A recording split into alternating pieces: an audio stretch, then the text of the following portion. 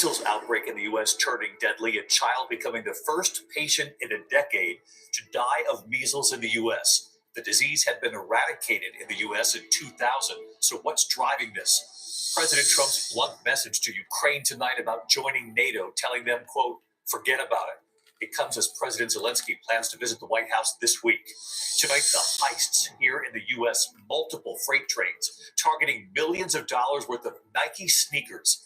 What makes them so valuable? Thieves striking at least 10 times. The images coming in the small plane crashing into a mountain in the Northeast. Rescuers braving difficult conditions. Tonight, the airline facing questions after passengers say they were forced to sit next to a dead body on the plane for hours in mid-flight. And tonight, our Will Reeve on a journey that first began with his father, actor Christopher Reeve, retracing his father's steps, where it led him, and what we'll discover right here tonight.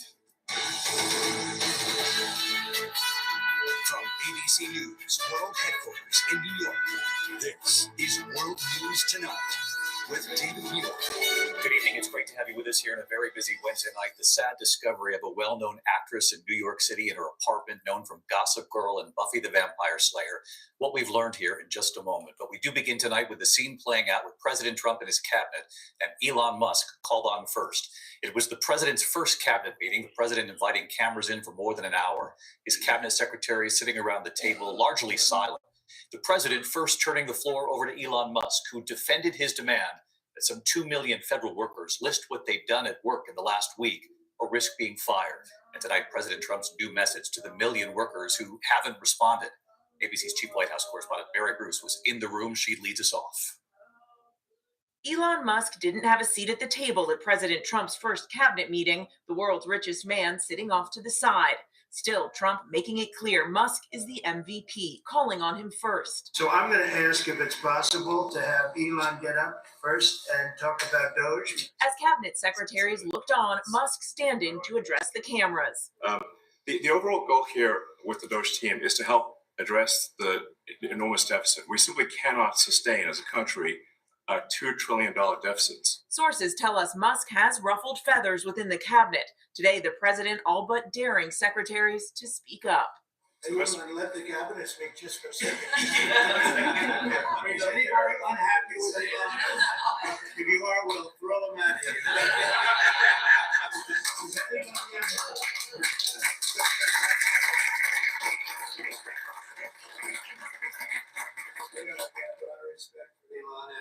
That he's doing this, and some disagree a little bit, but I will tell you, for the most part, I think everyone's not only happy, they're thrilled. But several cabinet secretaries have objected to Musk's order to the more than 2 million federal workers. Send an email listing 5 things you accomplished last week or lose your job.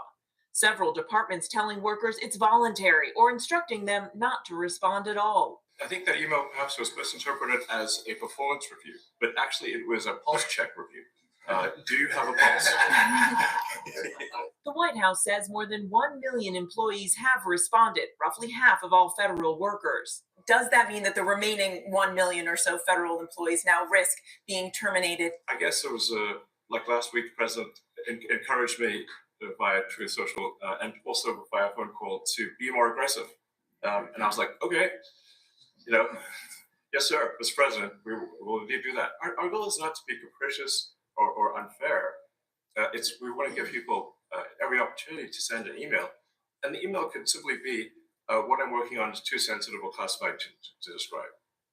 Then the president jumping in. Well, I'd like to add that those million people that haven't responded, though, Elon, they are on the bubble.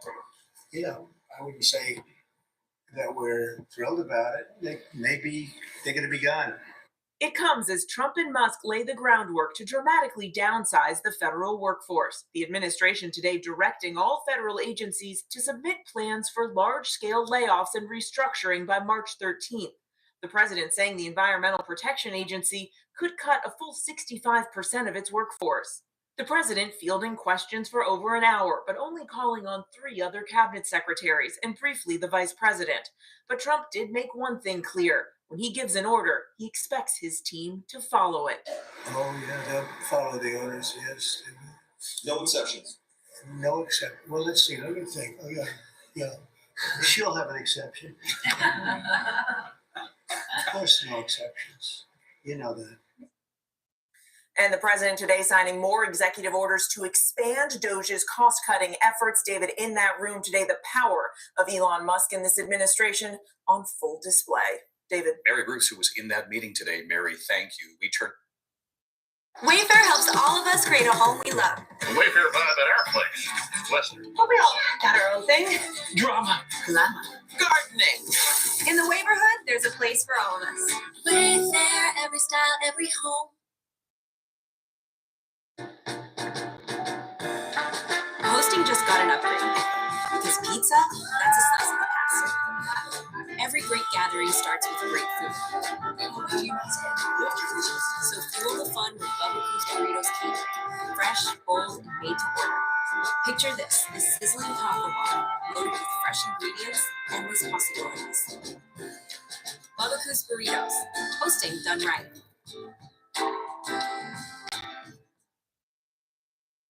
Turn next tonight to the tragic discovery in New York City, the death of actress Michelle Trachtenberg, the young star of Gossip Girl and Buffy the Vampire Slayer. She was found dead in her apartment by her mother. She was just 39. Here's Aaron Katursky. Tonight, the sudden death of a young Hollywood star discovered in her New York City apartment. I hear you told her a little secret. That's the way you want to play it? That's how we'll play it. Michelle Trachtenberg, best known for her iconic roles on Gossip Girl. This is supposed to be our happiest day, and I can't wait to rain all over her parade. And Buffy the Vampire Slayer. Puppy, you have to let me go. Rising to fame as a child in The Adventures of Pete and Pete. What happened? Police sources tell ABC News her mother found the 39-year-old unconscious and unresponsive just after 8 this morning in the actress's Midtown apartment steps from Central Park. No foul play is suspected. Sources say the actress died of natural causes and may have suffered complications from a recent liver transplant. Her breakout role as Harriet the Spy. A veggie feast. This must be investigated thoroughly. Rosie O'Donnell, who starred alongside Trachtenberg in that movie, calling her death heartbreaking, adding, "I loved her very much." Tonight, fans are stunned. I loved her in that movie. She was a kid, and I used to watch it as a kid. Kim Cattrall sharing this photo from the set of Ice Princess and this message: rest in peace, sweet Michelle. Even though her death is not considered suspicious, David, the medical examiner's office will investigate to determine how Trachtenberg died. David. Aaron Katursky live here in New York. Aaron, thank you. We turn now to the bombshell new move involving the Menendez brothers and what it means for their potential freedom. Tonight, California's Governor Gavin Newsom ordering the state parole board to conduct a comprehensive risk assessment of whether the brothers would pose an unreasonable risk to the public if they were released. Is the governor preparing to set them free? Here's Matt Gutman. Yeah. After 35 years behind bars for the shotgun murders of their parents, tonight a giant first step toward possible clemency for the Menendez brothers. In a surprise move, Governor Gavin Newsom fast-tracking a parole board assessment of the risks of their release from prison. The question for the board is a rather simple one. Do Eric and Lyle Menendez, do they pose a current, what we call unreasonable risk to public safety? Right. In a letter obtained by ABC News, the governor says he'll weigh the impact on victims and survivors, the brothers' self-development in prison, and their use of available rehabilitative programs. And it comes just days after LA's new DA, Nathan Hochman, announced his opposition to a new trial for the murder of their parents, Kitty and Jose Menendez, casting doubt on the brothers' claim of sexual abuse by their father. Do you personally now believe that they were not sexually abused by at least Jose Menendez? They absolutely testified to it in great detail. I also understand that when it came to any corroborating information about that sexual abuse, it was extremely lacking. Sources close to the governor tell ABC News Newsom considers Hochman's skepticism of their sexual abuse a mistake. Last week, the brothers talked to TMZ's podcast, Two Angry Men, about their plans to help survivors of childhood abuse. I am passionate about wanting to speak out and work with survivors of childhood trauma and find new ways for us to heal, speak out, and prevent that type of trauma from happening to other people. The Menendez family, who are also victims in this case, pushing for their release for years, spearheaded by Kitty Menendez's own 93-year-old sister, Joan. Lyle and Eric have already paid a heavy price. they have changed and they have become better men despite everything that they've been through. David, that newly elected DEA has opposed a new trial for the brothers, but tells me he hasn't yet made a decision on resentencing them. But I'm told that sources close to Governor Gavin Newsom say that his move today was meant to pressure the DEA to recommend resentencing for the brothers. But even if that does happen, it can still be months before they're released. David. All right, Matt Gutman in LA. Matt, thank you. Tonight, the measles outbreak in the U.S. has now turned deadly. A child in Texas has now died. Boy, man, the first death from measles in the U.S. in a decade. Yeah. ABC's Maria Villarreal from Texas tonight. Tonight, Texas health officials on high alert. Some clinicians seen in hazmat suits. The state reporting the first measles death in the country in a decade. The patient, a school-aged child who was not vaccinated, dying overnight in Lubbock County. This is a big deal, and we are now seeing a very serious consequence of what happens when we have measles in our community. The Texas Department of Health now reporting 124 cases, most of them in West Texas. Nearly all of those infected, children under the age of 17, and most are unvaccinated or vaccination status unknown. Daycares watching closely for symptoms like fevers, rashes, and white spots inside the mouth. Newborn babies. I don't fuck with y'all this morning. It's not nobody in here. Children can't get the second measles Shout out dose to my Mod to be Squad, fully though. vacated until they're 4. What concerns Profit you in the most whole about Mod what Squad we're in the seeing? building. That's all the people I I'm got. mostly concerned that the profit. measles it's probably the most contagious Need to get back to work, boy. disease Care how in tired you children is. that I be we can tired see. too.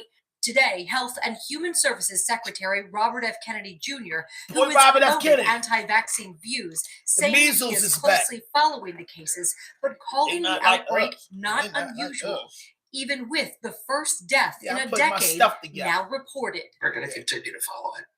It's incidentally, Yeah, porch there have been profits. 4 measles outbreaks this year. 4 measles In this country outbreaks. last year, there were 16.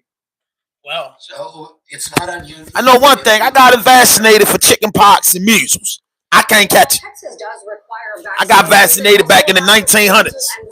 See, I'm gonna tell you something. And we've also just confirmed with health. See, the measles things, I got vaccinated for chicken pox and the measles back in the 1900s.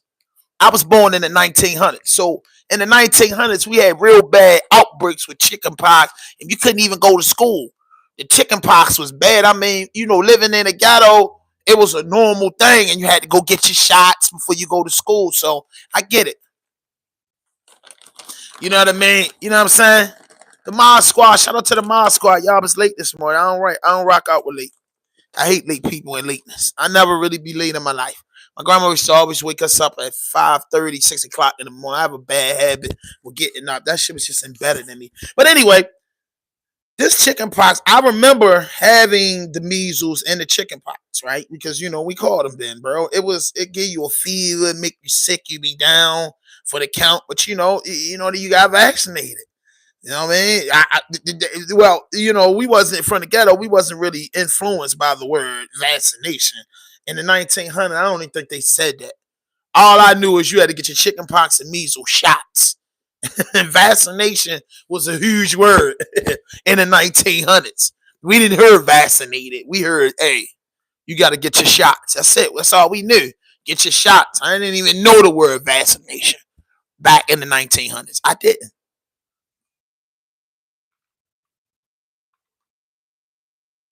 You know what I mean? Them words you ain't even heard in the 1900s. You know what I mean? And nobody was scared because you ain't want to catch a chicken pox. You ain't want to catch a chicken pox. So now they saying the measles is back. And they said it's targeting kids under 17 years old. Just like it did when we was little. It was like a kid disease. But so many kids had the chicken pox and stuff. And you weren't supposed to touch nobody. Man, dudes was still coming outside hanging out. And dudes giving them fives and wrestling and all that, man. We ain't. You know what I mean? Whole goddamn ghetto had chicken pox. You feel me? With the shots. Boy, you want to see, that far as I can remember. I could be wrong. But in the 1900s, you got the shot. Your people's got you the shot, but I don't think niggas was getting the shot until after they caught it. It's crazy. Or they say once you catch it, you couldn't catch it no more. However the bone was back then. They used to say if you got the chicken pox and the measles, if you caught it already, You ain't had to get the shot. It was always something with it, but I remember that joint. I got the shot though. Officials, an adult case that was in Rockwall County, which is just about 30 minutes from where we're standing right now in Dallas. David? Maria Villarreal monitoring this in Dallas for us. Maria, thank you. Tonight with Ukraine's President Zelensky set to visit the White House this Friday. President Trump today delivering a blunt message about Ukraine joining NATO before Zelensky even gets here, saying, quote, forget about it. Here's Martha Raddatz. Tonight, President Trump announcing that he and Ukraine's President Zelensky will meet face-to-face on Friday to sign what he called a very big agreement. The outline of the agreement establishing a reconstruction investment fund, which would call for Ukraine to share its mineral wealth as a payback for past U.S. aid. But the president said today the U.S. will make no security guarantees to Ukraine. We're going to have Europe do that because it's in, we're talking about Europe as their next door neighbor. President Trump, who has refused to say that Russia was the aggressor in this war and has baselessly called Zelensky a dictator, today called Vladimir Putin very smart and very cunning, although he did say Putin would have to make concessions in any peace deal. What concessions would you like to see? Oh, I don't want to tell you right now, but I can tell you that NATO you can forget about. That would be a concession for Ukraine, not Russia, but Trump insisted the deal would be good for all sides. President Trump also said for the first time that it's possible that a peace agreement will not work out after previously saying he could end the war within 24 hours. David? All eyes on that meeting with Zelensky later this week. Martha. Okay. Yes. We back in the building with another podcast vlog, and this is Raw Dope Podcast Vlog, and I'm your host, Hand 5000. And for the 9 people that I got in there, and for all the people that support me, and my little close to 4,800, we gonna hit 5,000 in March. I promise you. A little over. But I have to say in my famous words, good morning, good morning, good morning, good morning, good morning, good morning. What's happening, man? We got the boy 42 Dub saying, man, he's standing behind me, yo. Y'all ain't got that right paperwork, bro. He ain't even feeling that, boy. We got the boy DJ Academic driving without a license and his dog attacked somebody. Then we got Lil Baby. This 2024 incidents, Atlanta acting crazy, the crash out moment. Lil Baby had a clean slate. I knew it. Something had to happen, but I'm gonna need you to hit that notification button, hit that subscribe button, drop a like, leave a comment, donate to the channel, however you want to do it. But the first thing we're gonna get into is SYED. I have to get into that first because I felt like I was so distracted yesterday. You know what I mean? I'm going in with it. Now here we go. This is about SYED. Let's say here we go. This is a real thing. Assalamu alaikum to all the Muslims. Good afternoon. Yo. Let me first welcome Mr. Young Lee and his family's attorney, Mr. David Sanford, and thank you for joining us here today. After a thorough review of the motion to vacate judgment filed by the previous administration, my office has determined that it contains false and misleading statements that undermine the integrity of the judicial process, which compels myself and my office to withdraw that motion. As prosecutors, our duty is to seek justice and ensure that all legal proceedings are conducted transparently, accurately, and fairly. I must make this explicitly clear. I did not ask for this task. The Supreme Court of the state of Maryland remanded it to my office. I want to thank Deputies Catherine Flynn, Tom Donnelly, and especially ASA Claire Salzberg, the chief of my post-conviction litigation unit, for taking on this burden. Thank you. We have a duty as prosecutors to pursue justice and as officers of the court to address the false and misleading statements in the state's legal filings, which we take extremely seriously. I did not make the decision to withdraw this motion lightly, but it's necessary to preserve the credibility of my office and maintain the public's trust in the justice system. I'm fully committed to reviewing cases involving wrongful convictions or miscarriages of justice. However, we must do it to the highest standards of integrity and commitment to the truth. It's essential to recognize the complexity and sensitivity of this case. I hope people take the time to understand my office's comprehensive review, the 88-page document, and that ultimate decisions bring closure to all parties involved. How do we get here?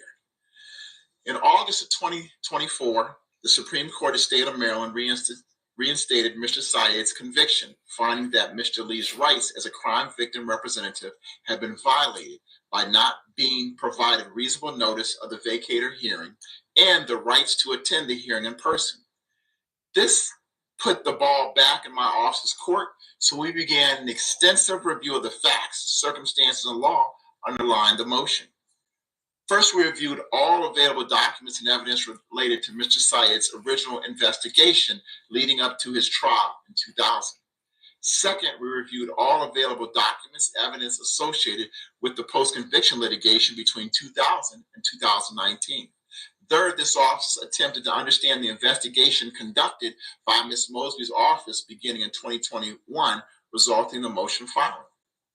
What we found during our review: the motion to vacate judgment was predicated on the assertion that the state suppressed or withheld material evidence that would have been favorable to Mr. Syed at the trial in violation of Brady v. Maryland. A Brady violation. To prove a Brady violation, you have to prove two things.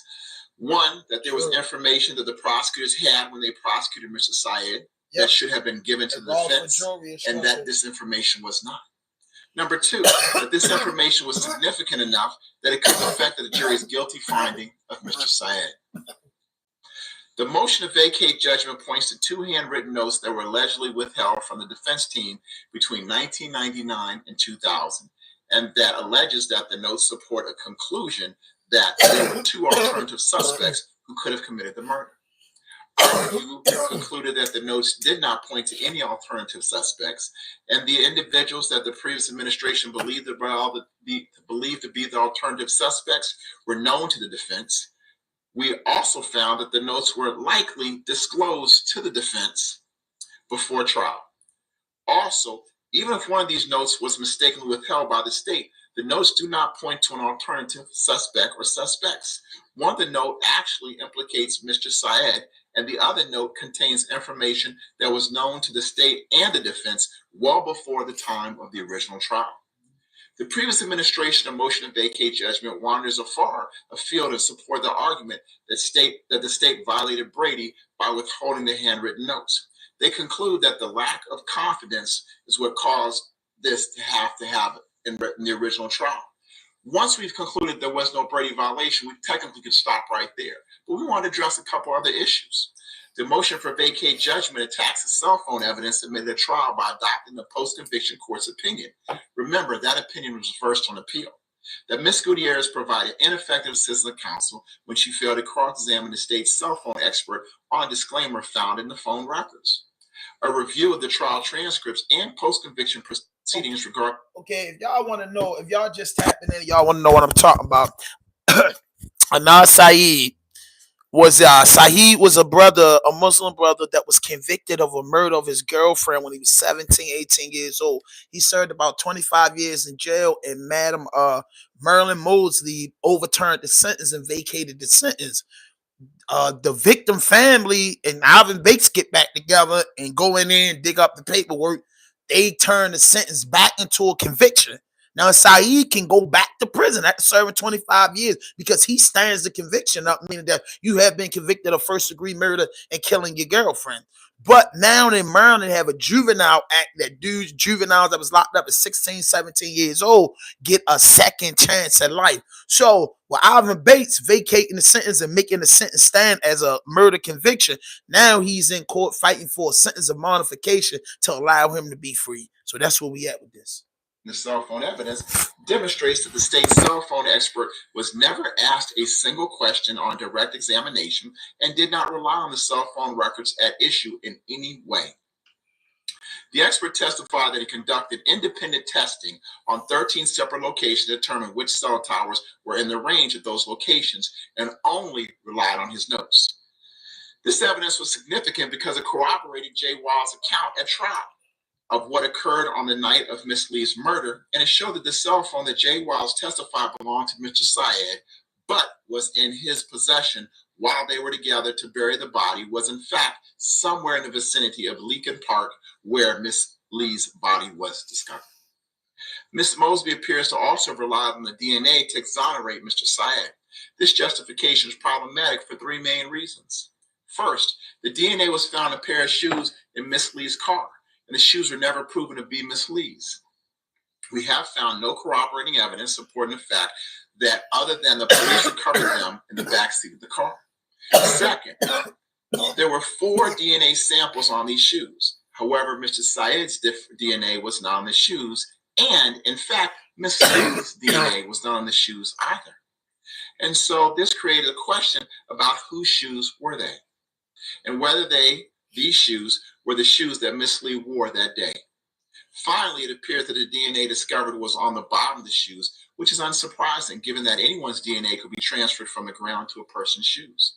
It is critical to note that during this office's extensive review, an email was located from a staff of the previous administration, Ms. Mosby, sent the day before she dropped the charge against Mr. Syed, stating that the DNA evidence recovered from the shoes was not conclusive of innocence. This office agrees that DNA from the bottom of a pair of shoes recovered in the backseat of the victim's car is not dispositive or even relevant to the case. To date, there is no information whatsoever to say that these shoes played any role in Miss Lee's murder. Unlike Miss Mosby, I cannot vacate this conviction based on the lack of Mr. Syed's DNA on the bottom of a pair of shoes found in the backseat of Miss Lee's car.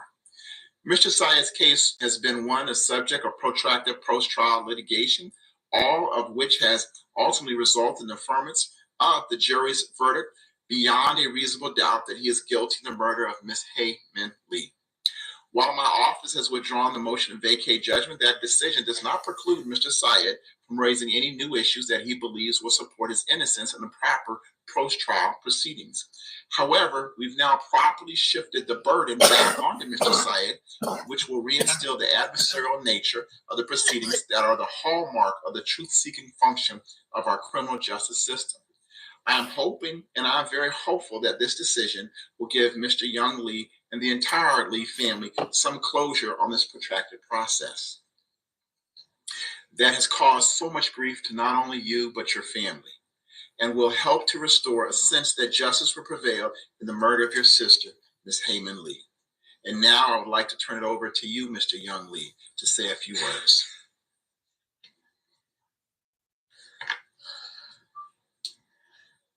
Two years ago, system broke. System failed me. I felt betrayed.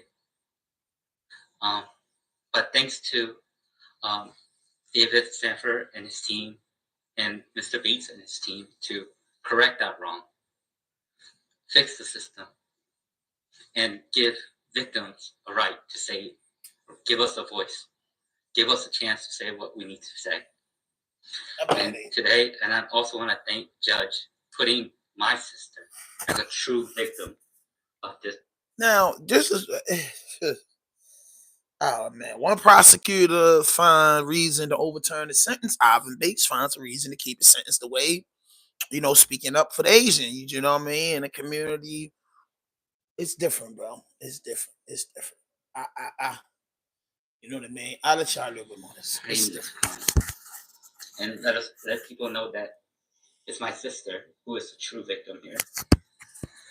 And I hope that she will make the right decision of denying the reduction of sentence. Thank you. Wow. Thank you, Mr. Lee. They want to deny the reduction. Shit, this is really bothering me. The man, Ahmad Syed, did life in prison, 25 years when he was 17. They want them to uphold the conviction. Bates want them to uphold the conviction and send him back to jail, but the juvenile law, I doubt it. You know what I mean? I doubt it. I doubt it because that's going to raise national attention. Syed do it. Adnan Syed in court today. His Heard freedom about that. tenuous. I ain't going to lie, it's the Muslim brother. Adnan Syed in court today. His freedom tenuous. In the latest twist, Ivan Bates, the new Baltimore City state's attorney, declaring that after an exhaustive review, his office has withdrawn its motion to vacate Syed's conviction for the murder of his high school girlfriend, Hae Min Lee, in 1999. That means Syed's conviction will stand. I spoke with Bates exclusively. We took every single piece and took it apart put it back together. And we're very confident in the jury's decision back in 2000. After 23 years in prison, Syed's conviction was vacated by a judge, and he was freed in 2022, only to have his conviction reinstated months later. Syed, allowed, however, to remain free, he has always maintained his innocence. I had absolutely nothing to do with the murder of Hay. National interest in the case exploded, in part because of the podcast Serial. Was he so hurt that he decided to kill her? 18-year-old Hayman Lee disappeared on January 13th in an HBO documentary series. Syed's lawyers argue prosecutors failed to turn over evidence favorable to Syed that could have affected the trial's outcome, a so-called Brady violation. We looked at not just the Brady violation, but we looked at all the evidence. Would you bring this case today based on the evidence you have today? Based on the evidence that we have today, yes, we would. Well, this seems like a little bit of a turnabout. In your opinion, I think back in 2018, you were holding that this case didn't meet the standards for prosecution, meaning that if you wanted to try to go to trial at that point, there wasn't enough. Yes. Well, it is and it is in the sense that, back then we had certain information. We had part of the information there. But Bates's office in court today supporting another potential path for Syed's permanent freedom, a sentence reduction allowed under Maryland law called the JRA for certain juvenile offenders. I told y'all that. We believe that Mr. Syed has been a model prisoner while he's been in the institution, that he's truly rehabilitated himself. So you would fully support his freedom based on the JRA now? 1,000% we do. And I've come out and said that. Not on a Brady violation. Not on the Brady violation. We're not going to vacate the conviction. Vacating the conviction says it did not happen, that he is not the individual that was committed this crime. Okay. Today's hearing, including testimony from the victim's family who opposed Syed's request for relief, making this plea to Judge Jennifer Schiffer. It's my sister who is the true victim here. And I hope that she will make the right decision of denying the reduction of sentence. Syed told the judge today that he doesn't want to cause more pain to Hayman Lee's family and vowed to build a meaningful life. The judge said she'll rule soon on whether to reduce his sentence. Thanks for watching. Stay updated about Brian. So Ivan Bates and them is standing behind. So basically, this was deep, y'all. I'm telling y'all, go look it up. You know what I mean? It was deep because I feel like they don't want Syed. If I'm Bates the head guy in the Baltimore City court system, he's the head guy. The judge makes the decisions, but they all in the chambers and they talking. Syed's gonna probably get, if in my eyes, if they want to be cruddy, they'll send him back in with a life all suspended sentence and probably hit him with the 35 years with 26 years time served, which in there he'll go up and they'll put him through the riffraff. If the judge said to the family, listen, this man feel remorse for his crime, he's fully rehabilitated. We think he deserves a second chance at freedom. He's been home for 2 years. He's been a model inmate. He's probably married. He's doing the right thing. He's going to raise awareness of this as a convicted felon. So he did 24 years in prison. They might give him life because he has a life sentence. It's a conviction, first-degree murder. They got to give him the life. They got to give him the elbow. They will give him life, all suspended, but time served, and maybe 5 years probation, supervised probation, which he ain't going to violate. Or they can say, look, we can give you life, all suspended, but 40 years, and send him back to jail to finish that sentence. It could go different ways. But with the state's attorney, probably the prosecutor, they going for the kill. But the prosecutor works for Ivan. Like, what are we going to do with this? Because if they send him back to jail, it's going to strike a mean media frenzy. It's going to be more than what it is. You know what I mean? And the juvenile law is in effect that he's eligible for that. You know what I mean? If I blocked you, you know what I mean? Business been made. You know what I mean? Business been made. It had to be a reason. I don't just do it. So don't get blocked again. But that's what it is, man. And I feel like he should be good. So now I got to get into the breaking news. Lil Baby. You know, I swear everybody talking about Lil Baby. Little baby, man. They saying little baby said his selfish act got kids killed. And Atlanta PD is coming with something. And my little man baby. Father babies. Let's hear what babies caught up in. Let's hear what little babies caught in. It's about little baby. A ladder rap, a little baby. Some kids killed, and what is the situation? Here we go. Reports reveal that Atlanta police believe the shooting resulted in deaths with 2 teens because of a little baby music video. This afternoon, police announced 2 additional arrests made in connection to the shooting last summer. And then police say that this was all the result of tension, of beef between 2 gangs. The 11 Alive's Erica Murphy is live from police headquarters with Erica. So, Erica, what led police to these arrests? Well, Ron, they say that a wiretap between a man sitting behind bars and some of the suspects is one of the things that tipped them off to all of the people they've arrested so far. They also shared that the plot for this deadly shooting runs deep. In fact, we have confirmed after looking over arrest warrants for the 7 people implicated in this deadly shooting that one of the people they're looking at is Atlanta-based rapper Lil Baby. Video evidence depicted several people in this community pouring out of their apartments, attempting to triage wounds, attempting to transport persons to the hospital. On July 2nd, a shooting at the Oakland City West End Apartments claimed the life of 13-year-old best friends Jacody Davis and Lamont Freeman. The pair were gathered to celebrate Freeman's birthday. Another child, just 11, was also shot. This Lamont Freeman was allowed to be a 13-year-old for 27 minutes. Before gang violence ultimately took his life. Officials say Atlanta police, along with the FBI, have been working for months to bring the people responsible for taking these 2 young lives to justice. Major Ralph Woolfolk says that the killings are tied to a gang rivalry that escalated during a video shoot. Gang violence that was orchestrated by adults. Keeping it a G News, my brody. They playing with the algorithm again, bro. Cowardly acts. Yo, I don't want to get off topic, but my man G only know. G. They playing with me in the algorithm, bro. they doing it again. They won't let us be great. But yeah, baby, I seen your shit.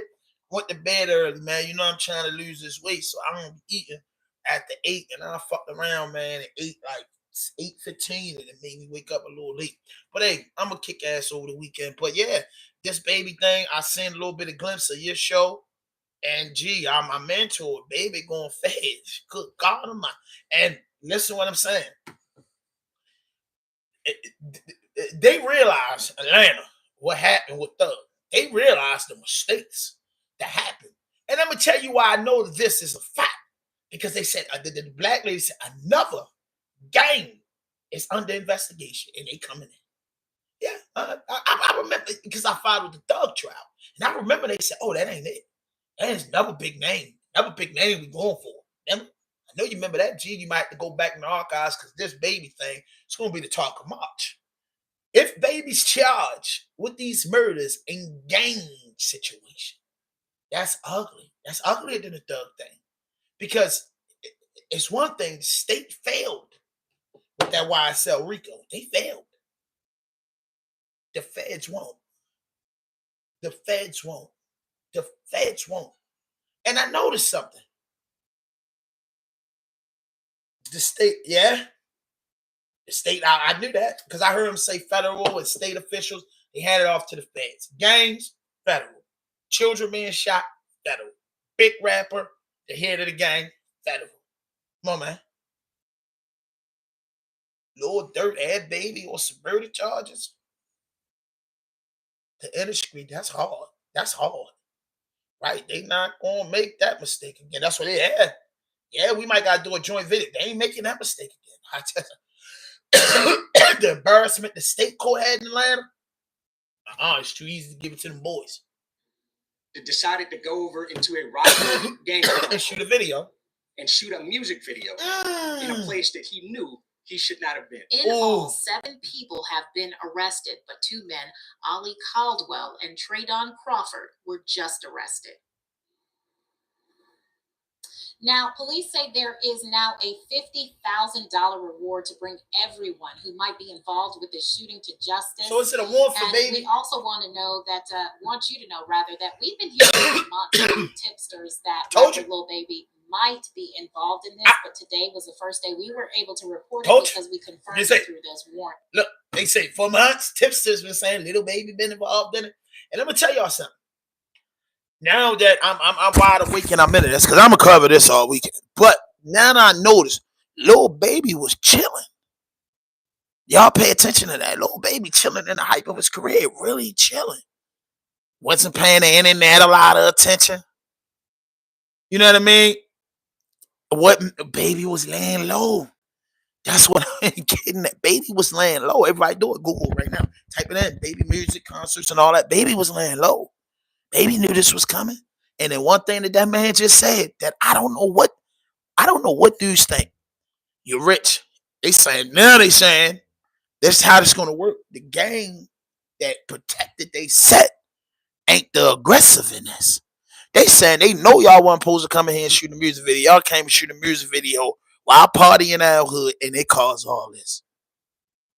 You know what I mean? Oh, he need to go. He back to flee the country. He ain't fleeing the country. Trackers on everything. Them people watching him. He ain't fleeing. He would have been gone. When they went looking for him, I'd have been gone. If you knew you was involved in this shit and you knew there was, I'd have been gone. I'd have been over out of the country. 2-3 weeks after it happened, doing shows and acting like I don't know nothing. You know what I mean? Two little boys were killed. Best friends, 13 years old. The public against you. You understand what I'm saying? In this case, this ain't two gangs killing each other. Where's though, you know what I mean? We're gonna be No, two little innocent boys, two young prince lost their life because you decided to go in over somebody else's neighborhood and shoot a video. Who the fuck do you think you are? Yeah. Dang. And I like the Baby. Turn the Bob the Baby Gucci scrollers. Reporting from Atlanta Police Headquarters. Switching up and I went global. QC been real quiet. I'm on your ass, baby. He is going down. KB goes live. The Atlanta Police Department are claiming.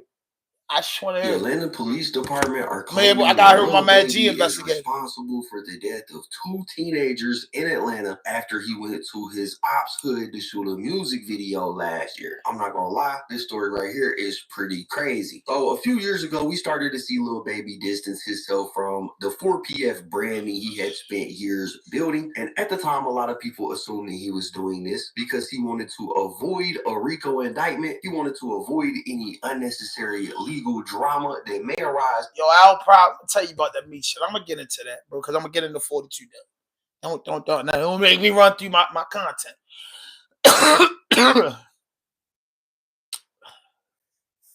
MEECH thing is this, and I don't go with the guy a lot. I put out a video calling him a culture vulture, and that's 1090 Jake. But one thing I'm gonna say to you, what 1090 Jake said in his video makes perfect sense. And I used to like 1090 Jake till he started just digging in our culture. But when a content creator, whether you like him or not, presents something that's real, you know what I mean? That's it.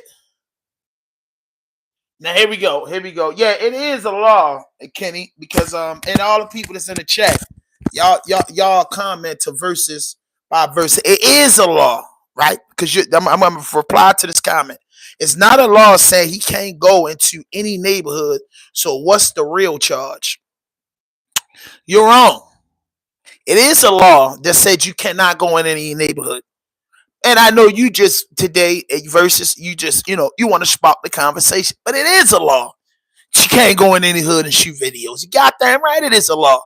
When you a gang member, you know you ain't supposed to pipe, or you been beefing with somebody. You don't go into the enemy territory and shoot a video while birthday parties is going on to prove your power and aggressive. And then when you go into enemy territory and do that, this is the outcome, a shootout. So a multi-million-dollar artist who made it out the ghetto, whose mother doesn't live in the ghetto, whose family doesn't live in the ghetto, takes him and his soldiers and decide to go shoot a motherfucking music video in their op neighborhood. That is not the motherfucking lingo of a millionaire. That is not how a leader moves. That's how a boss moves. You know what I mean? A leader is not going to take his friends in a neighborhood where they know they're not welcome. A leader not going to do that. A boss will, because a boss don't give two fucks. He's going to take it in there because he calls the shots. A leader going to be like, man, whoever came up with that idea that we should go in the out neighborhood and shoot a music video and I'm a millionaire, I want him out the crew. You're not a decision maker and you are detrimental to the growth and development of 4PF. So, me knowing common sense ain't common, baby made the decision to go in the op neighborhood. Everybody not scared of you, man. Everybody not scared of you. Everybody not scared of you because you got some money. Y'all playing on the top. No, Kenny. No, that's a fact, though. You cannot go certain places to shoot music videos. It's the ultimate disrespect. You are starting trouble. You went in them people neighborhood and you shot a music video. That's disrespectful, bro. It's disrespect on the highest level, and the consequences of that disrespect is what's happening. If you were a little baby, you think you go into somebody's neighborhood and shoot a music video? It ain't that much Gucci in the world. And that's what bosses do. That's what idiotic gang leaders and gang heads do. They make idiotic decisions. A true gang leader would never took his soldiers, his army, his team in danger. That's not real. That's not real, bro. That's not real. That's like the United States Army say, hey, look, we're going to go in the heart of Iraq and party. It's going to be a shootout. Whether we dominate the shootout or not, it's going to get ugly. They're going to protect their block. Just as they should. He rich. And then he coming around here with them niggas playing with us, bro. Like, it got ugly. It got ugly, bro. And he's a millionaire, bro. He's a millionaire making those type of decisions. That was a boss decision he made. And all the bosses, they go lay down. They go lay down. They go lay down. They go lay down. Bosses lay down. Most leaders don't. Remember that. Bosses go lay down. Leaders don't. He ain't getting caught up in that, bro. Stupid, bro. Oh, baby killed his career. It's been quiet. Then he has been distancing himself. That's why Rollo Rodriguez got a whole nother deal. Everybody ain't so we rich. 4 innocent people died because you got cocky, pilled up, drugged up, drunk, or just thought you was like Versus, saying that you can go in any neighborhood and do what you want to do. And somebody's child died, bro, because of that idiotic decision. If baby has something to do with that, man, they're going to frown, bro. And I'm saying I don't wish it on nobody, but, man, yeah, enough is enough, bro. Due to his affiliation. So he distanced himself from 4PF. He continued to drop music. But over the last couple of years, it really ain't been hitting the same. We've been seeing people say that Lil Baby fell off, that his flow is becoming outdated. And so here recently, Lil Baby dropped an album called Well. The album did pretty well for Lil Baby, although it did receive mixed reactions from everybody in the community. But he dropped this album. It looked like he was trying to make a comeback, but this news right here can most certainly derail any comeback a Lil Baby was planning on having. So we got this article right here from Billboard that says Lil Baby's cowardly actions at music video shooting led to teens' murders, Atlanta police allege. And in this article, Billboard says that the Atlanta police claimed that in May of 2024, a triple shooting on the set of one of Lil Baby's music videos sparked a gang war that led to multiple homicides. The police held a press conference today, February 26th, announcing the arrest of 7 individuals that were tied to these murders. Both of the people that died were 13 years old. One's name was Jacody Davis and the other's name was Lamont Freeman. And they say that these 2 teens were ambushed at a birthday party that was being held for Lamont Freeman. In this press conference, the police alleged that these murders were tied to this gang war and pretty much say that they are working relentlessly to hold Lil Baby accountable. Dang. Working relentlessly to hold Lil Baby accountable. Just when 2024 kicking in. Damn, baby. then the article Billboard put little baby Cavalier Act. What verse is that? Yes, it's against the street law, bro. It's against the street law to go into enemy territory, yo. It's like going to somebody's backyard and you know they got vicious dogs. Shoot your music video. And you wind up killing they dogs. Like, why the fuck was you in my yard shooting a video, bro? No, it is against the law. Once you take an oath to something, it's places you can't go. Me and you, civilians, neutrons, Muslims, Christians, we can go and shoot a video because we don't have a rival gang beef. So no, it's not against the law, but yeah, it's against the street law to do what Baby did, and now Baby's getting held accountable for that, bro. And even killed his career. I'm not saying like you innocent until proven guilty. But nigga, they ain't just come lock Baby up, Ashley when it's happened. Nah, man, they took time at the joint. Man, stop it, bro. In the court of law, they're going to say the same thing, bro. You got to stop. You got to stop trying to make this out to be like some type of, like you making a point. You're not making a point. The court of law is going to say that the motherfucker shouldn't have been right there. That's what the prosecutor is going to say. Yeah, in the court of law, it ain't going to stand up. That's right. You want to know in the court of law, the prosecutor is going to say, little Baby is a gang member, right? He's a known gang member, right? This area right here to the police department is a rival gang area. These guys doesn't go in little Baby neighborhood and shoot videos. You know why? Because they're not welcome. Because they're rival gangs. Little Baby, he makes it. He's a multi-millionaire. He decides to take his friends and followers into a rival gang area. And result of this, little Baby and his friends are alive. People that had nothing to do with gangs, or nothing to do with nothing, enjoying a birthday party, died. Because little Baby and his friends knew that this was an area that they wasn't welcome in. So if you go into an area that you're not welcome in, you're looking for trouble, you're asking for trouble, you're promoting trouble, and you're going to get trouble. I'm just saying that's what the prosecutor going to say. So in the court of law, and the jury going to say, why would you go around there? Same thing your mother going to tell you, hey, don't go up so-and-so because it's trouble up there. You go up there, and it's trouble that you get into up there. You've been warned. You know, you remember your parents told you that in the house. Hey, don't be hanging up around that corner, man. Hey, police coming around. And then you go hang around there and you get caught up. No, you wasn't supposed to be right there. Yeah, it's a free world, but you know what goes on right there. Multi-millionaire can go anywhere to shoot a video. Man, the prosecution gonna tear him up, man. He better to go get Johnny Cochran.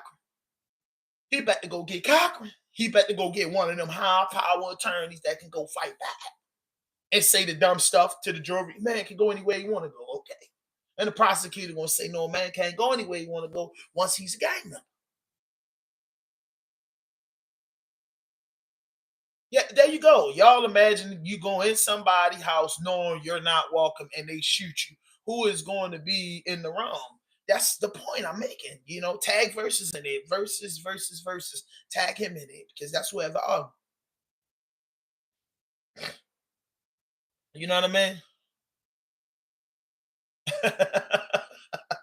You my man, y'all. Don't take him out the Mod Squad. Don't take him out with that MJ89. Yo, say you the fat version of Trippy Red.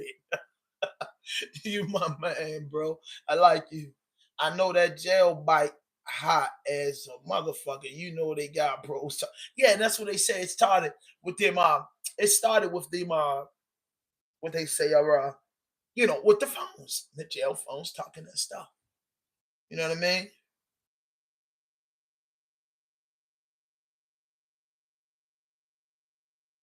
It's tough, man. Baby going in, bro. Boy, that boy Trench's News reported it. Nigga, you know he know. Yeah. Some of these vlogs ain't laughing, bro. Baby, damn, bro. I thought Shorty was smarter than that. Yeah, bro. You going to somebody's house, baby, one of them boys' houses and broke them boys' piece. That's who the prosecution won't have lingerings for. Man, shit, man. That man came in our territory. We had to do. Department are claiming that Lil Baby is responsible for the death of 2 teenage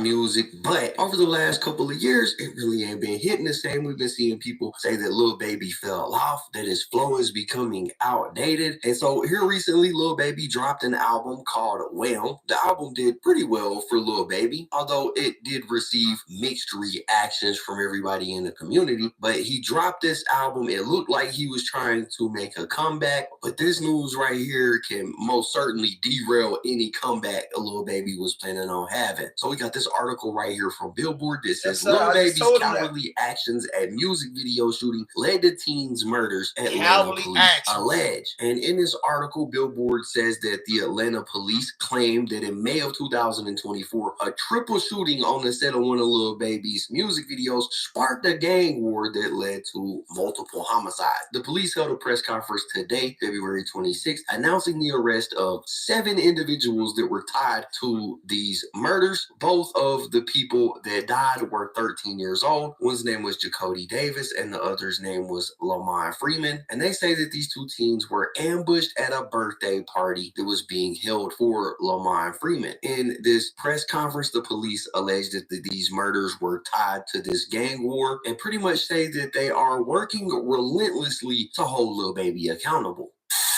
Several weeks after this incident took place, we were out here holding a very similar press conference, and we were asking for the help from the community.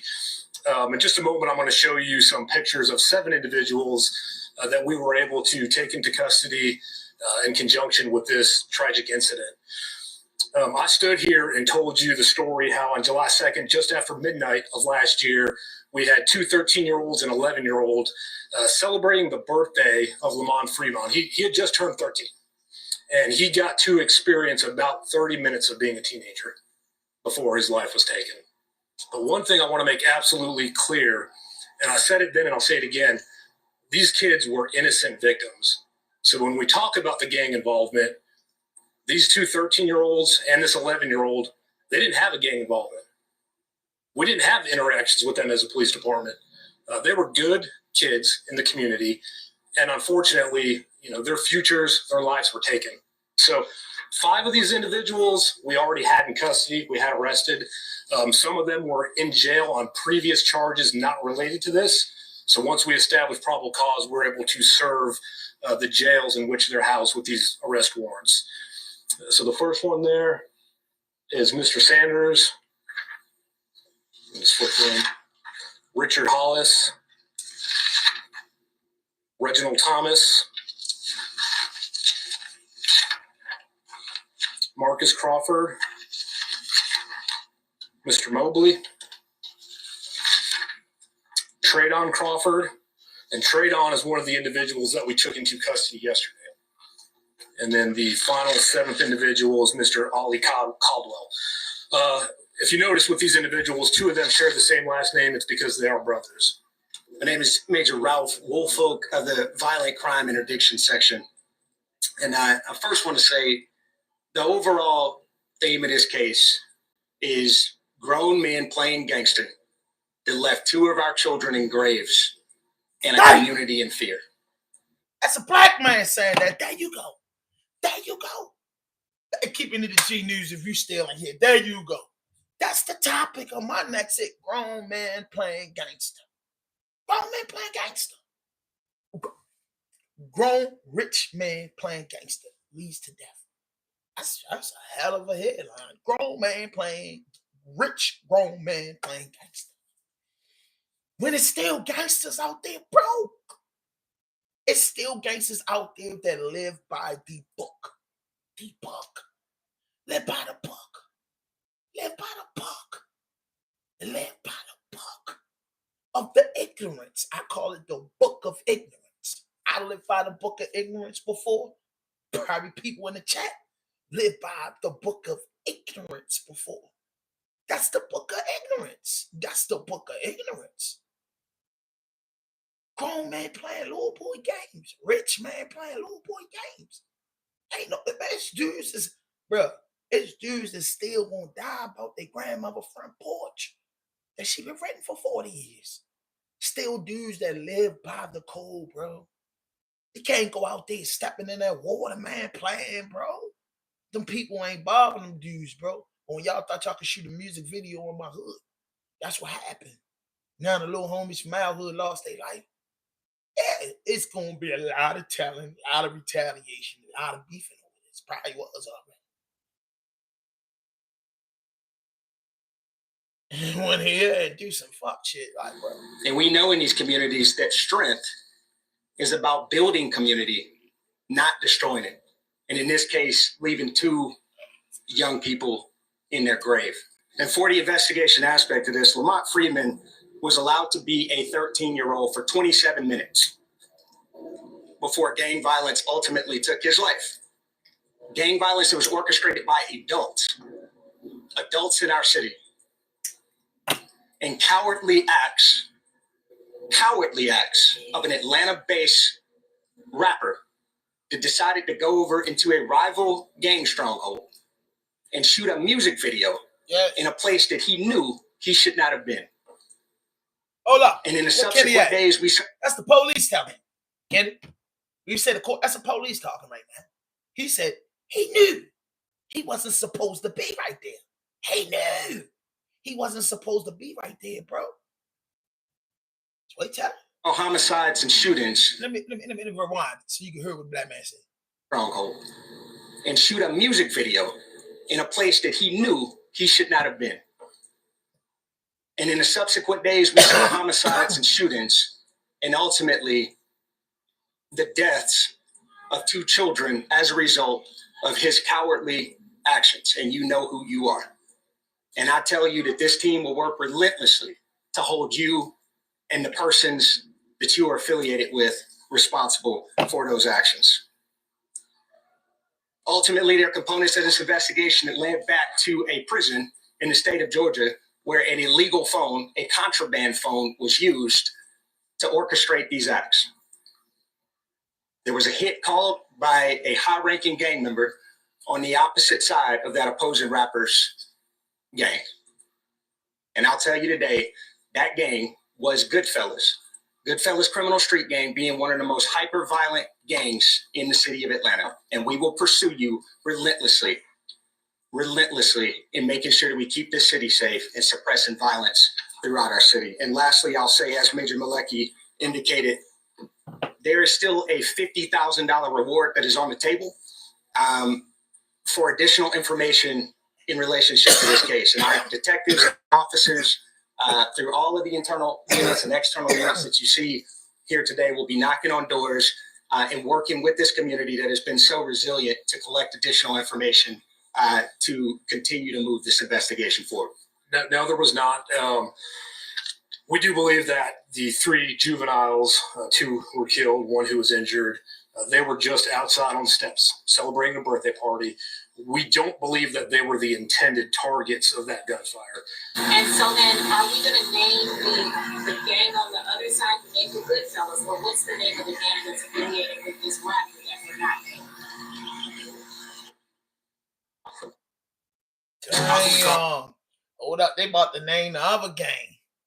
Boy, they say 4 pockets full. Good God Almighty. So not to compromise the integrity of this investigation, we will not be naming that gang.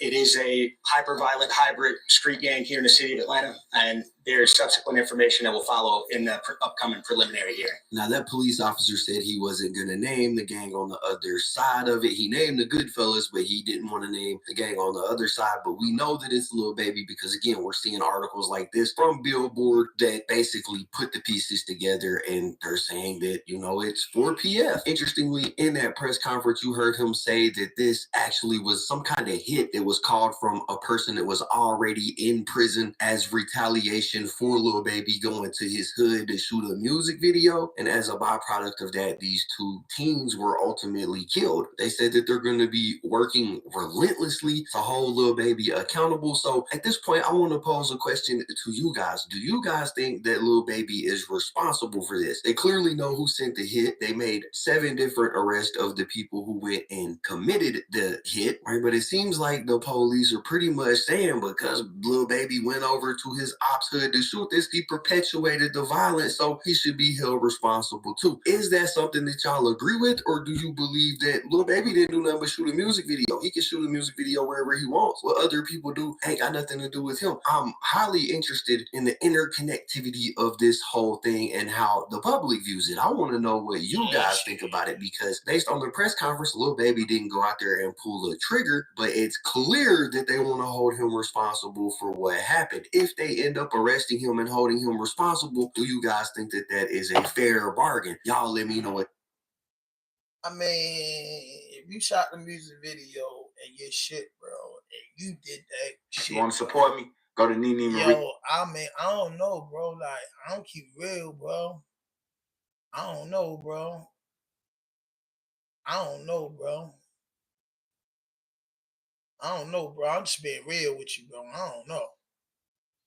I don't know, bro. I just wouldn't have made the decision to go in the op hood to shoot a video. You know what I mean? That shit just like, I don't understand that shit, bro.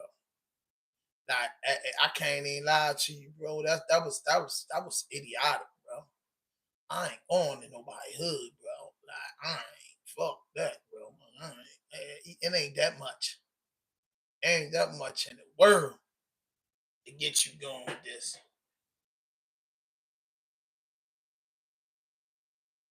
You know, babe. So 42 Doug. Everybody been begging about 42 Doug. Now, I'ma keep it real about 42 Doug. I'm a fan of Doug. Doug be down Baltimore a couple days. 42 Doug is doing what most men do. I'm gonna keep it real with you.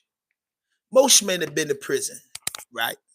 Say, listen, you're gonna say my man fucked up in a rat, you're gonna have to prove it, right? And in prison, the paperwork shall set you free.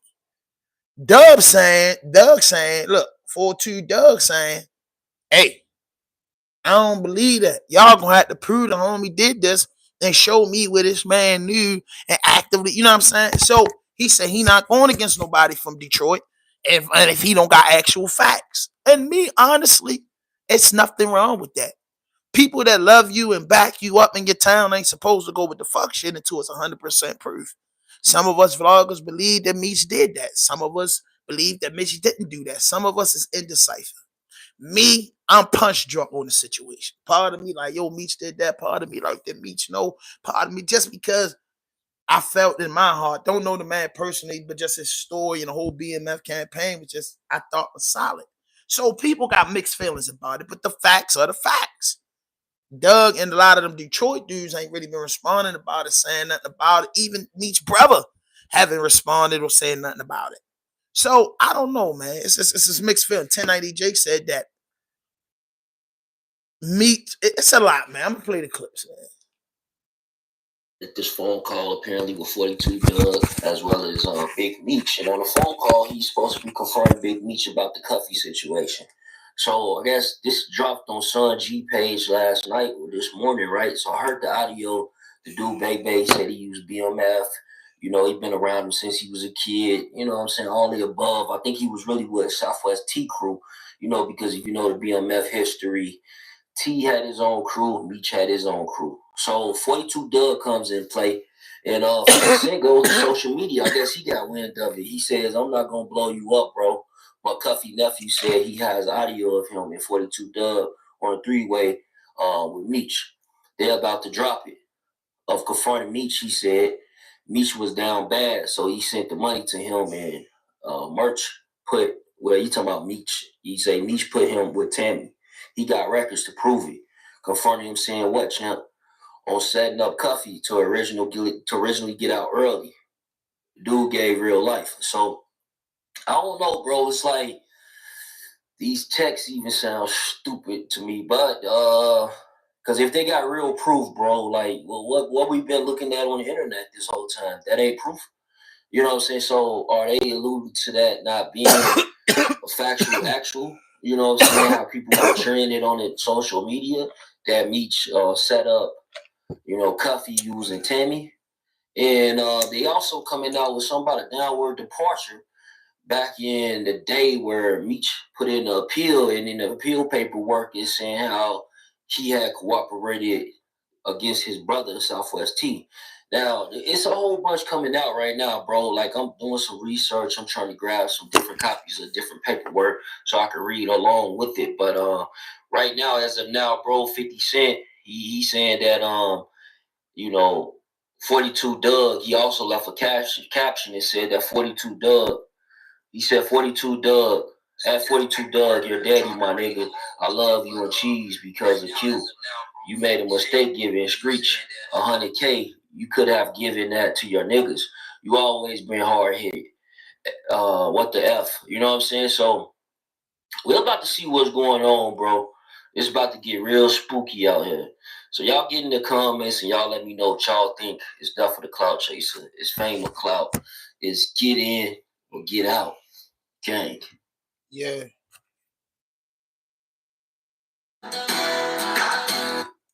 What? Bro, listen, bro. Hold up, bro. Chill, bro. You know, I ain't even going to block you again, bro. Chill, bro. Yeah, at rawdopepodcast@gmail.com. Same way you spell it. Email me, rawdopepodcast. Same way you spell it, RAWDOPE podcast@gmail.com. You know what I mean? Like, come on, bro. You know, like nothing in this live. Nothing in this live, right? Nothing in this live is disrespecting any individual or playing games. I'm reporting news. Why it's morning show. So, man, don't come on this live and start pump faking and playing. You get what I'm saying? Send me your number on the email, but don't get to playing with me on the live, because you can go to all these other platforms that got multiple names up there and to play with them. You know what I mean? Don't start playing with me on my live. That's all I ask you, bro. Send me your number. We can rap. So babe, so your name is Baby. Yeah, baby. And you from St. Louis? The St. Louis Peabody Projects. St. Louis Peabody Projects. Now, Baby, what's your relationship with Cuff? Cuff is like an uncle to me. You know, so he's a big homie from the hood. He's like an uncle. I look at him as like an uncle, though. Okay. And where you from in St. Louis? Peabody Projects. Oh, you from Peabody. All right. Now, how old are you? I'm 46 years old. Okay. Now, you met Meech and Terry and all them from BMF? I met them back in 99 to Cuff's little brother, Wally, which everybody call him Magic. Yeah, you playing. I ain't getting no phone number, bro. That's the email right there, boy. He took me up under his wing, you know what I'm saying, out the neighborhood. And he used to have me flying to Vegas and shit to the fights. Back in the days, that's how I met Meech in Southwest. Yeah, we on man time, yo. Yeah. Yeah, shout out to Money, man. He died in Atlanta USP, didn't he? Yeah, no question. Rest in peace to Big Bro. So if y'all want to catch up on what I'm talking about, we talked about the Lil Baby situation. We talked about SYED situation, man. May Allah, keep their hands on the brother SYED, and they give him a sentence reduction. He remains home with his family.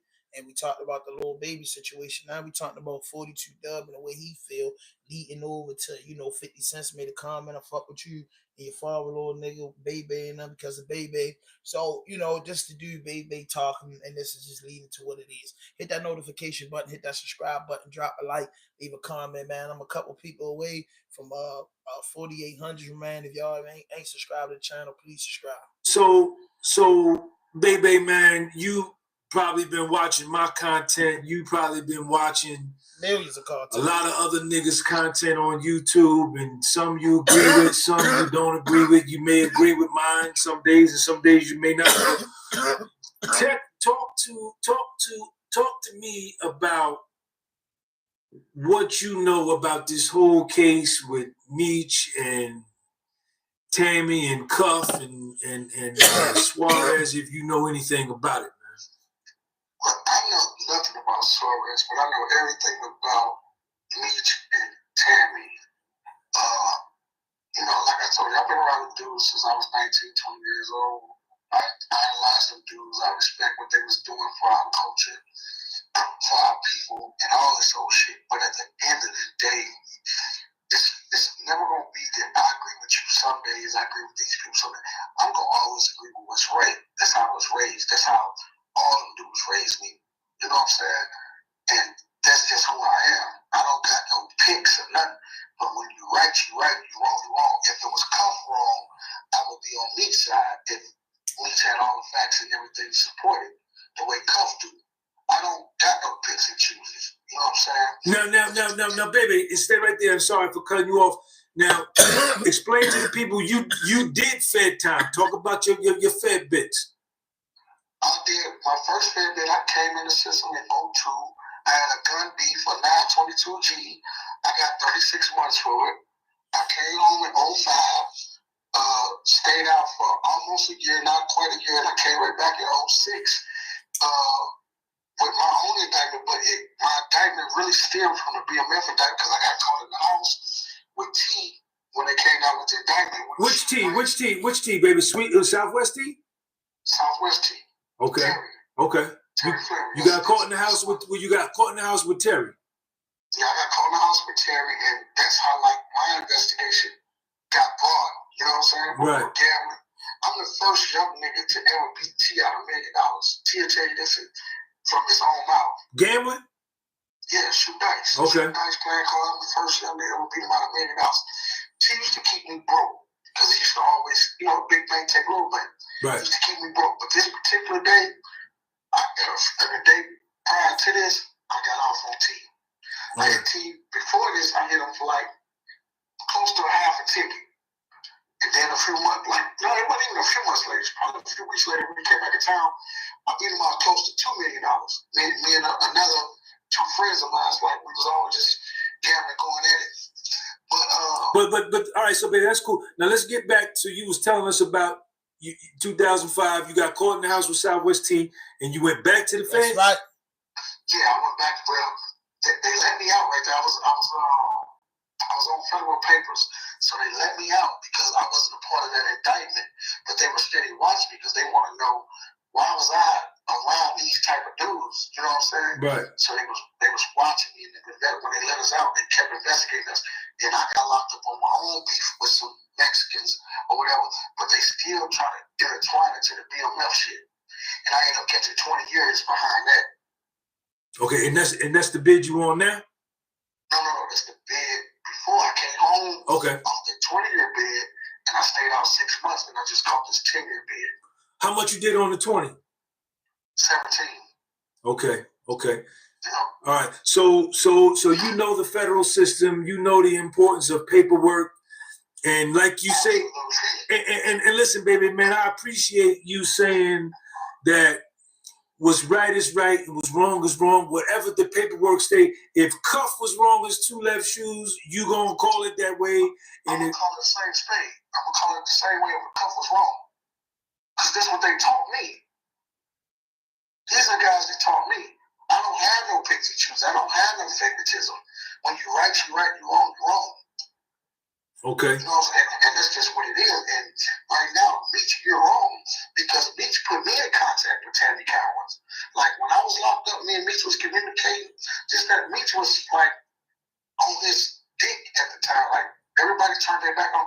Nigga, I'm hustling and enjoying everything. I'm sending bro money. I'm making sure his books and shit is straight. You sending who money? You sending who money, baby? Meech. Okay. While he's in the joint? While he in the joint, I'm in the joint. Okay. I can't tell you this. Okay. He could not deny none of this. Okay. I kept it 100 all the way through. He put me with Tammy. Tammy like, man, she'll come see this, that, and third. Or like, me and Tammy got a rapport. We got cool. But when it came out, when Tuffy came out with the paperwork saying to do, I checked the shit out of Tammy. When I was in Beaumont USP, I called her from the jail phone, from the wall phone. And I tell her, like, look, I got this paperwork, you're dead wrong. You shouldn't be getting into men business. You out your league. You need to fix this shit to get Tuffy out, get Tuffy home or whatever. This Tammy was responsible. Meech is a friend of mine. I really want to see Meech get out of jail He don't deserve. I said, so you think Cuffy's deserve to be in jail? And that's one of his friends over how many years they've been friends?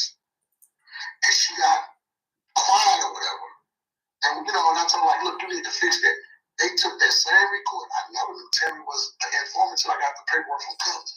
Tammy went back and gave the DEA and the handler of the case that record, told them to get that record from me. And they denied Cuffy bond because they said I was a threat. Like, I was a threat to her life. Dang. That's why Cuffy couldn't get a bond. This is all paperwork. You ask Cuffy this. Now, baby, do you want to give your real name or no? Yeah, you know, I don't got nothing to hide. All right, what's your real name? Sammy Lee Jefferson Jr. Sammy Lee Jefferson Jr. out of Peabody Projects in St. Louis. Missouri. Yeah, I have nothing to hide. I lived through a glass bottle. And Sammy Lee Jefferson Jr.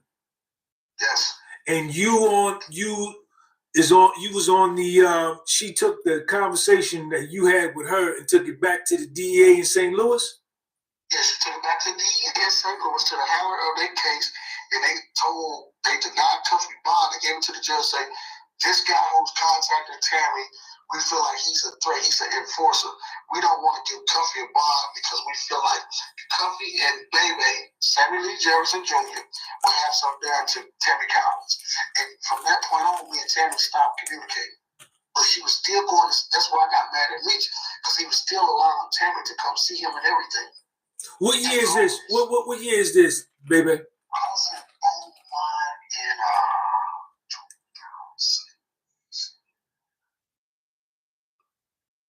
17, 18. In 2017, 2018, she is still in touch with Meech. Yeah, she's still in touch with Meech. That's why I got mad at Meech. That's why I got mad at me and Meech stopped speaking when I was in Beaumont. Did you confront Meech about that in any way? Yeah, I confronted Meech about it. On the phone or in mail or what? I confronted Meech about it through telephone. And we had our way of talking through telephone. Right. You know what I'm saying? So I confronted him about it. They said that, there's no validity to it. He downplayed everything. I just confronted Meech not too long ago on the phone with 42 Doug and Meech and myself on a three-way. And there you go, y'all. Dropping real soon. Now, baby, they saying Cuff is, they saying Cuff is a rat. They're trying to spin the narrative, because everybody, Meech is. Do you think Meech's paperwork is sufficient, man? No, Meech, folks, bro. Like, I'm not gonna sit down. T, if you was to get T a personal relationship with T, that's his brother. But he's not just gonna go out pushing that on his brother. But if you was to sit down with T, I tell you, Meech did what he did. You know what I'm saying? Because if he didn't, T would be speaking up for him. That's his brother. That's his big brother. That's what I said. What did he do?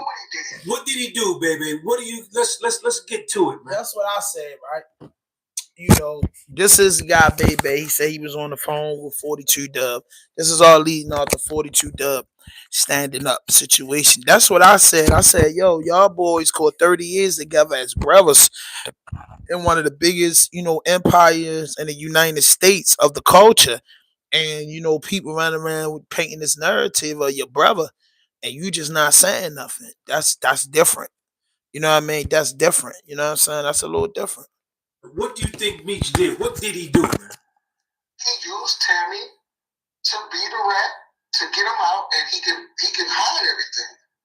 He didn't want his name to come up in that Tammy, and they thought that everything was just gonna go smooth, but by Cuff being a gangster and bucking on everything and willing to go to trial and willing to do this and willing to do that, all this stuff started coming out on what it really was about.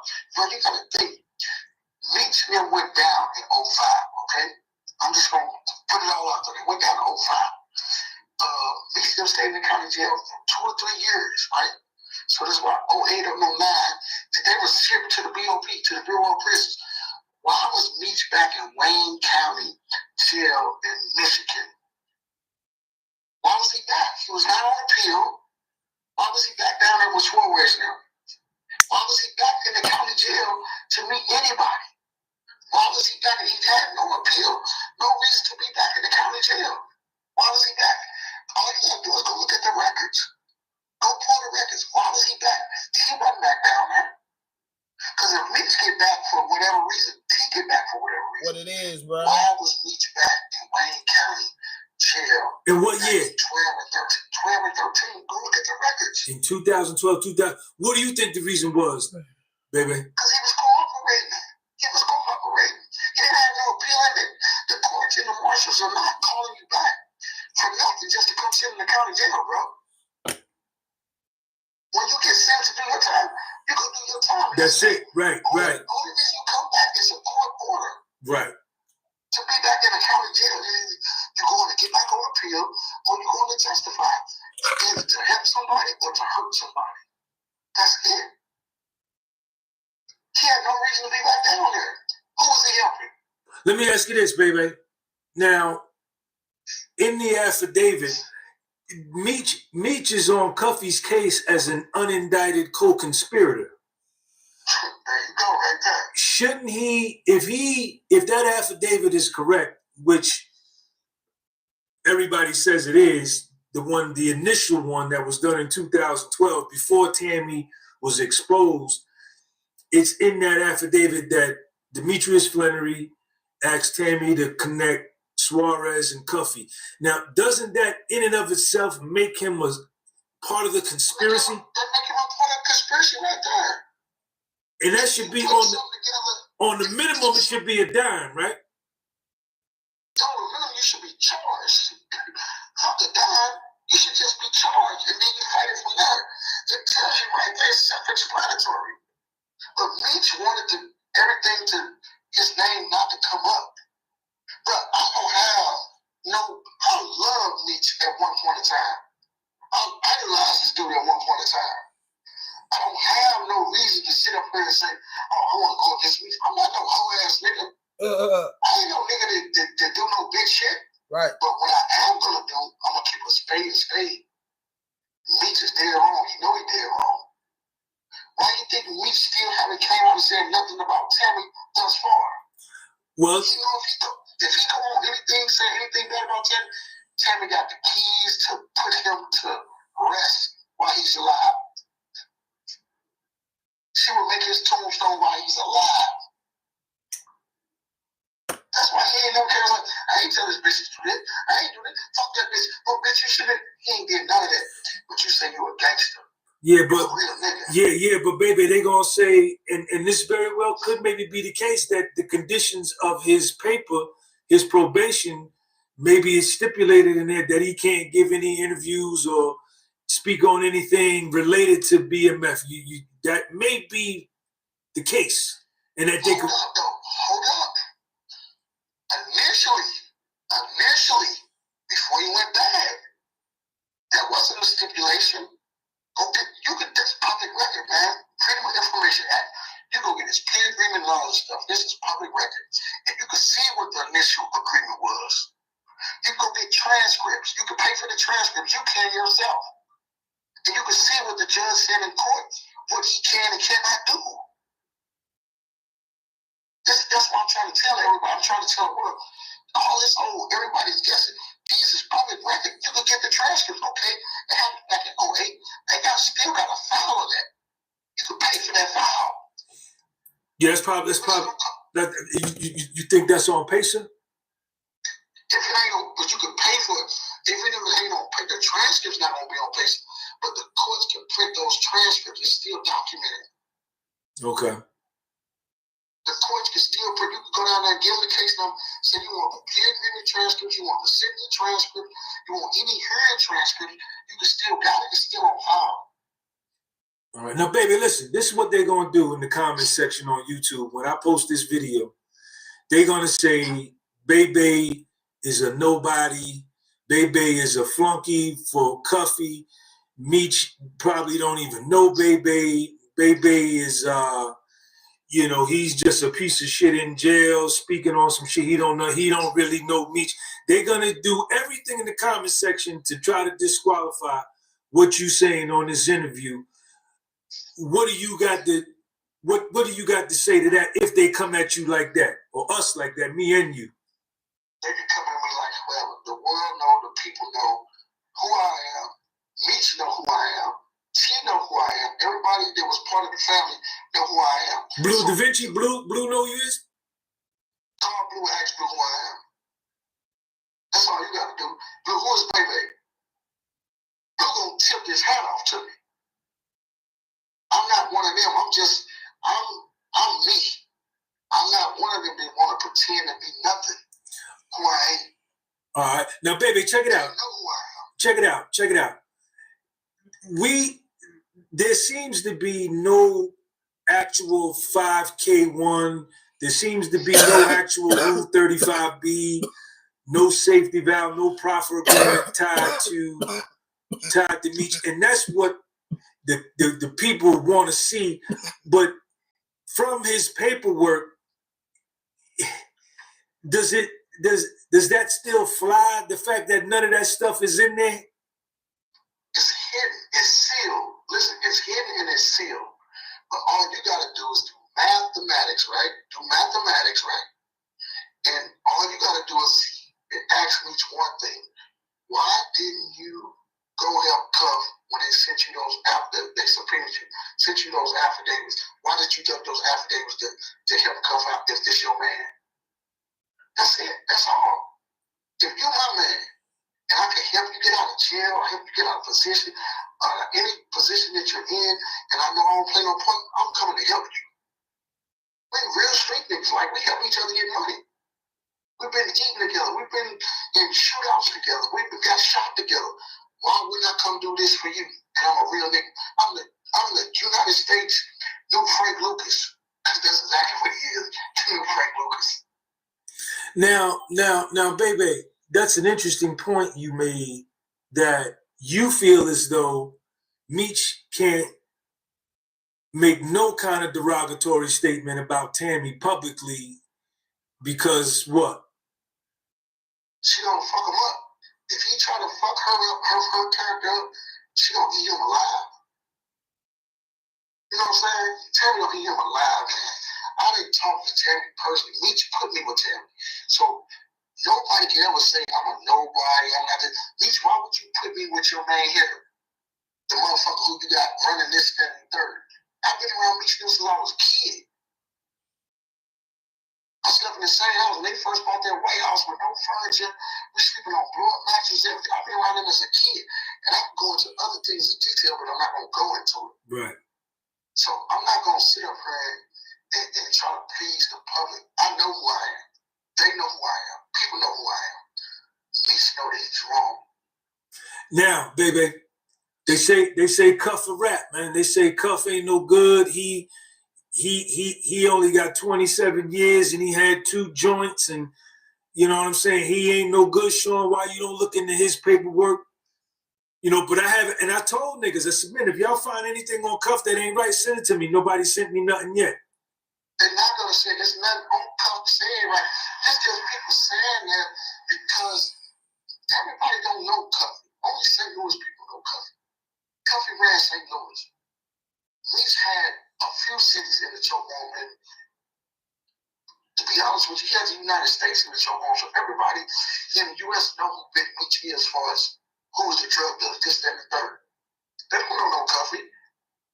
They're not gonna side with Cuffy. They don't even give a fuck. Like, listen, you gotta understand this, Sean. In today's world, even back in the day, our people, as far as black people, you know what I'm saying? Asiatic people, they love to follow. They'll follow anything that they think is leading them in the right direction. Nobody's gonna check and see, okay, this guy we follow, is he really who he say he is? They just want to be a part of what's trending. And that's what's going on right now. So everybody don't know. If it wasn't for 50 Cent, Sean, nobody, that concert would have been canceled. the rappers and all them little dudes, you know, They was going. They was going. They were going. They were going to go because all they know from them being kids, big meats, big meats, big meats, big meats. He took Atlanta by storm. He took over the whole entertainment industry with how he moved. You know what I'm saying? He let the money talk for him. And that's all people know. But they ain't not looking at the realness. If 50 Cent wouldn't have never came out and said, oh, man, this nigga rap, this nigga did this, man, they was going to that concert. Me and 42 Doug argued on the phone. He called me on a three-way. Booking.com has all kinds of stays because some love a sunny resort. So how y'all feel about that? Sure. Duh. Find out who you. Yeah, that MEECH joint getting vicious. That joint getting vicious, bro. I ain't gonna lie to get that joint deep from Big Bay, and that's who 50 Cent say he fuck with. Yo, what's the word, gang? So this dude, Bebe, you know what I'm saying? He had this phone call apparently with 42 Doug as well as Big Meech. And on the phone call, he's supposed to be confronting Big Meech about the Cuffy situation. So I guess this dropped on Sun G page last night or this morning, right? So I heard the audio. The dude, Bebe, said he used BMF. You know, he'd been around him since he was a kid. You know what I'm saying? All the above. I think he was really with Southwest T Crew, you know, because if you know the BMF history, T had his own crew, Meech had his own crew. So 42 Doug comes in play, and 50 Cent goes to social media. I guess he got wind of it. He says, I'm not going to blow you up, bro. But Cuffy Nephew said he has audio of him and 42 Doug on a three-way with Meech. They're about to drop it.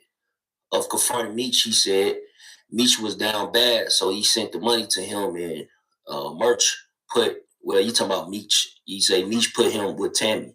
He got records to prove it. Confronting him saying what, champ? On setting up Cuffy to originally get out early. Dude gave real life. So I don't know, bro. It's like these texts even sound stupid to me, but because if they got real proof, bro, like, well, what we've been looking at on the internet this whole time, that ain't proof. You know what I'm saying? So ain't proof, bro. It's crazy.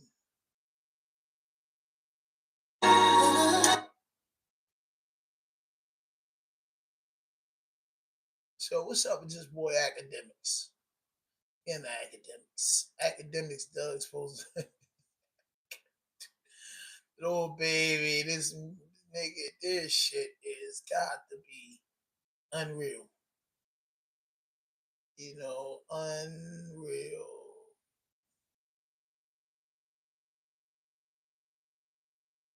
What the fuck is it?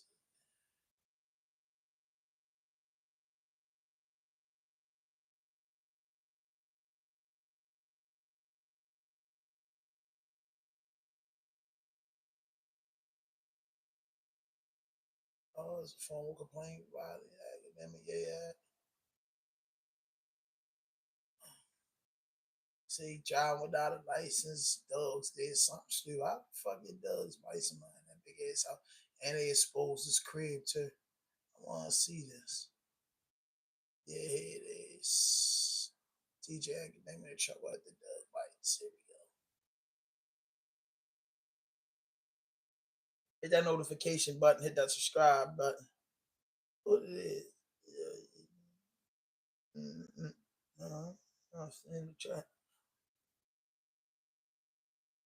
Body cam footage from January 22nd, 2024 captures the moment law enforcement confronted popular hip-hop commentator and streamer DJ AKADEMIKS after his Rottweiler reportedly escaped his home and caused chaos in the neighborhood. According to reports, the dog not only ran loose, but allegedly bit a neighbor, leading to police intervention. The footage offers a first-hand look at the officers' response as they address the situation with AKADEMIKS. How we doing? So what happened? So I recently just got rid of the puppies. Okay. Field dog. Yep. So I let them out in the backyard. Okay. Just to pee and poop and all that stuff. And I guess some way, I still don't even see how. The female dog, because he's a little skinnier, got out, and the male dog started chasing after her. She's just following around. So I was like 5 minutes later, I found the dog on Pleasant. Okay. And I guess the guy had him in his trunk. The guy got bit. Yeah. One of the officers can be heard telling DJ AKADEMIKS, "We got a report that your dog bit a guy in the arm down the street." Another officer adds, he says he was just walking when the dog came at him. And last year, is the male, he said the male bit him. Is the male up to date or maybe? Yes. And you can get proof of that for me? Or you can call you back, you can have facts to me? Academic got a big joint. You It's get old. two It's separate great. large for each dog. And if it's vaccinated, you're scot-free. It's going to go on a fight quarantine. And then he said he tried to put him in there and the mail got him. So I know there's a little bit of history here with the dog over the last couple weeks. So I'm glad you got rid of the pups. Let me get this going. Yeah, I need risk proof records. Yeah. I know I'm going to get the rabies thing. Where's all that document?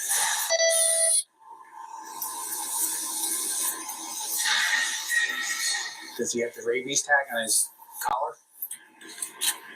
No. Because I brought the puppies away from the mom got away in the backyard. We don't follow. Some guys try to put them in the back of his trunk and it's like animal control reserves, really likes her and stuff. To make sure he's good. The record one of The male, the one that bit him, yeah. If you want to send them both over, you could. That way he's got them on file. Which one's in the back? The female? Yeah. She's friendly. She'll lick you.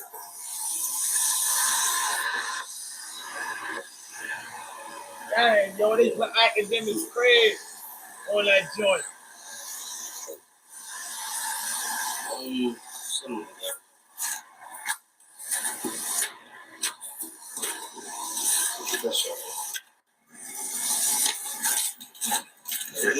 That's the female. I got the. Yeah, you can email it to me. Sure, the first thing was bit. I'll talk to you guys for what? The older ones, just they couldn't show it off. So Just yelling like, that's your intruder, in intruder. the house, trying not to let him loose the net. That house big as a bitch, I ain't gonna lie. So I'm down here for 10 days, and then I'll give you paper. And then I'll give you paper. You can definitely get 2 summons for running a license. AKADEMIKS how it seems, yo. We'll go through some of those again. Minimum fine, to 250. The court. That's the one I like here. That's the one I like here. So just do whatever you can keep in the house. That's huge, bro.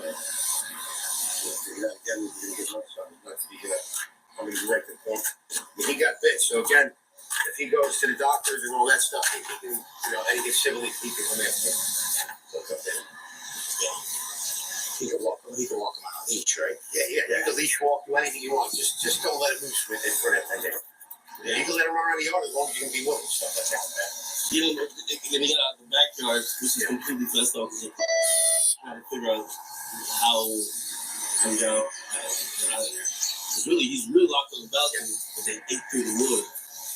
So then they got into the backyard. It's the electric fence, maybe? I mean, that's the electric fence. There's electric perimeter around, but I took off both of them. It wasn't working for a while. But I only let them out. They exposed Act House, yo. Act House big as a motherfucker. Then he get knocked off in the traffic stop. This is what we gotta play now. Act get pulled over. Act Doug bites somebody. Same county get pulled over in the traffic stop. Super protective, bro. I guess it's To make matters worse, after receiving a citation for his loose dog, DJ AKADEMIKS was later pulled over while driving his Mercedes G-Wagon, all within the same day. The string of incidents added to an already eventful and chaotic situation for the popular streamer.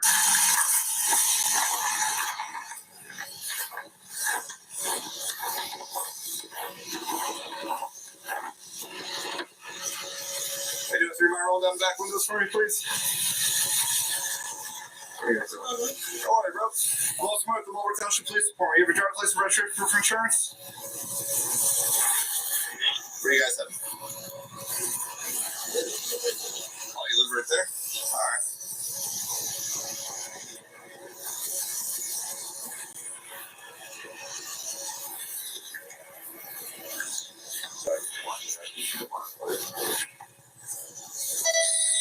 Damn, I've never been. I'm usually not on this side of the town. I'm over by Route 9. Which house is yours? Just keep an eye on it because we're doing a motor vehicle theft detail. Your gate was open. I was gonna stop. I saw a car now. I didn't want to bother you. It was late. I see you guys with that.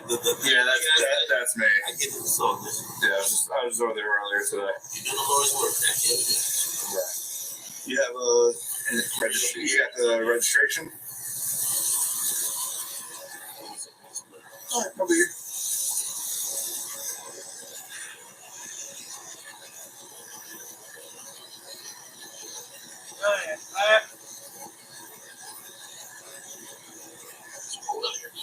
Yeah. How's your driving history? Any tickets recently at all?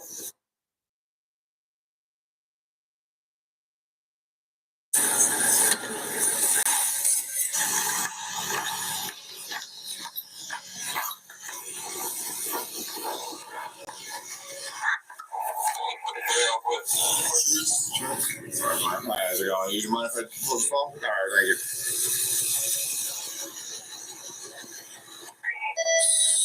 You got a vehicle registration? I don't have a good one. All right, well, that's why I'm stopping. Your vehicle's expired. All right, your registration through the state of New Jersey is expired. All right, you're aware that you need to have that on you at all times? All right, it's not in the vehicle at all? No. I think it's at the house that usually made it. All right, just give me 1 minute. Boy, live in New Jersey. Act live in New Jersey. That's why when you're a celebrity, bro, you gotta watch what you do, bro. They exposed this man's house, exposed his car, said his registration went right. Like, damn, bro. All on the police camera. It's already expired. Yeah, it's just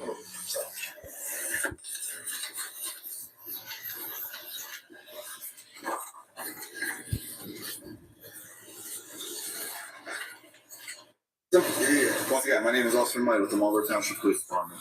I am running a ticket because it was expired since 3 of 23.